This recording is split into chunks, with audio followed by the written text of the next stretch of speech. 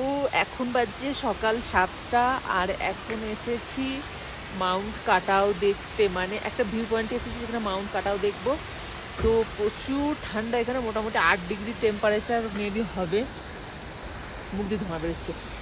আমার সামনে দিকে রয়েছে মাউন্ট কাটাও, এদিকেও আছে মাউন্ট কাটাও, আর অপোজিটে রয়েছে ঝর্ণা থেকে জল পড়ছে। ঠিক আছে, আমি দেখাচ্ছি আপনাদের।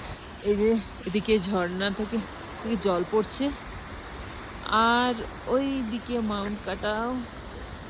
ও বাবা, কি ঠান্ডা হাওয়া! আর এই যে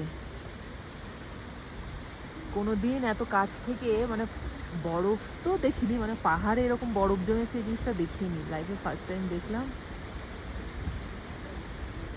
ড্রাইভার দাদা বললেন ওই যে পাহাড় দেখা যাচ্ছে বরফ, ওই পিছনে নাকি চায়না বর্ডার আছে।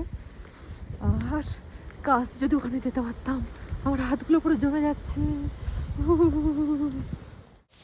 উফ, প্লিজ পারলে পারলে আমাকে ক্ষমা করে দিও, বিস্কুট আনতে পারিনি, সরি।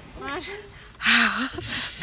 লাল হাতগুলোর যার অবস্থা, জাস্ট মানে অবস্থাটা আপনারা দেখুন, মন্দিরটা দেখা, জাস্ট অবস্থা দেখুন, হাতগুলো পুরো কুচকে যাচ্ছে, জমে যাচ্ছে হাতগুলো।